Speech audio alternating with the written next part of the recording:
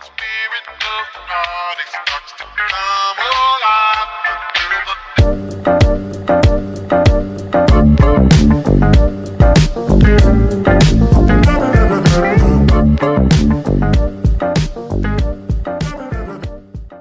What is up, guys? ToyReviewer324 here, and today we'll be taking a look at the Marvel Legends Build-A-Figure Absorbing Man, and today here we have Venom.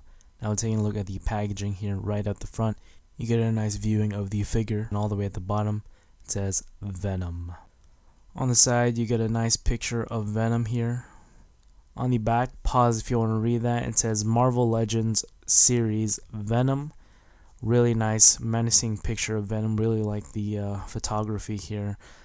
On the bottom it says Build-A-Figure Absorbing Man, all the figures in the wave right there, and I really like what they did with the packaging for this set of figures is they included a nice glossy back to it, just a nice attention to detail that Hasbro gave us, so I really like that, Hasbro.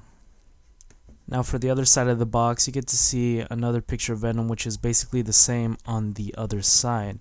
Alright, so let's get this guy out of packaging.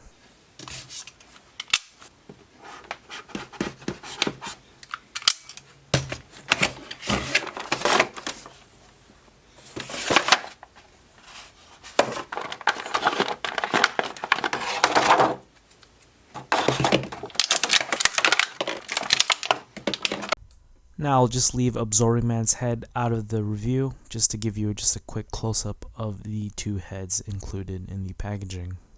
Now once I got the figure out and standing him very proportionately, the thing about this figure is the size. It's not that big and it's not overly gigantic like oversized, but I really like the size of this figure. It's the Amazing Spider-Man figure here compared to Venom, just how he towers Spider-Man, and I really like the muscle tones in the figure. It really stands out. It's not really too muscular, that to a point where he's just too high on steroids, I guess you could say, but I really like the proportions, except for that little numbering on his left thigh right there, but other than that the proportions are great on this figure. Now one of Venom's accessories here is his head and his fist. I really like the open mouth, very comic related with all that green slime. I just really like that. Here's a close-up of the fist, just basically regular fist with a paint and a black dot in the middle. Nothing too special. But the combo that I really like is the open mouth and the open hands. I really think it brings out the dynamic character in Venom. As you can see in these shots right here, like when he's lunging at you with his open mouth. I think the fists go better with the closed mouth. That's just my opinion. I don't know what you say about his open hands, but I think it goes really well with the dynamic of Venom. He always has open hands. He always wants to grab stuff. So yeah, here's another close-up of his open hand. Really like the veins that are going through the hand. Really shows that he has this symbiote running through him, and it's so empowering. Now getting a closer look at the open mouth, you can see it's just really nicely sculpted, and how nicely painted the teeth are. You can see how they're individually sculpted. Let me get my knife right here. Let me just point out, they're just so nicely sculpted. Like in there you could just stick it, but I don't want to get too far into it. But there are some problems with the teeth. Specifically the mouth area has some paint splotches right there. I don't know if you can see it. Let me just move it in a little closer. Right there. I don't know if you can see it, but it's kind of a little gripe, but other than that, still a good head sculpt. Now one thing that is also cool about this is the sculpting of the chest and the little Venom logo. See the paint splotch that I just pointed out, but no worries, I could just paint that over with the black Sharpie. You can see the back here, It's a little bit messy, but it's still a well. And as you can see here, I'm tapping it just to show how hollow it is. It is a pretty light figure, so you can hear how light he is by just tapping his chest region. And on the bottom, you get a nice view of his feet, which has peg holes if you want to peg him onto a base. And yeah, just the look of this guy is great. By far my favorite articulation going on to his head here. He could go back that far and down that much. Since he's on a ball joint, it can rotate all the way around.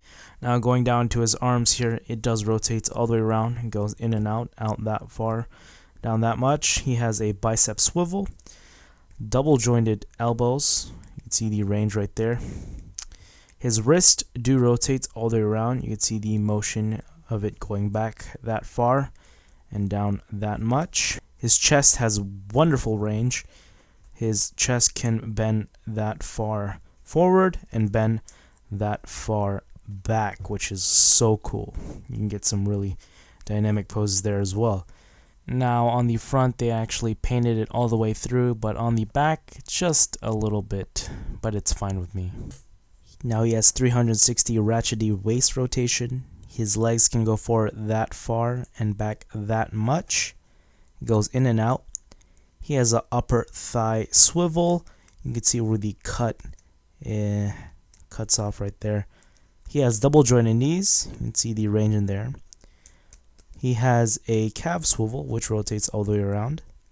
His feet can point down that far and go up that much. And the beautiful and glorious ankle pivot.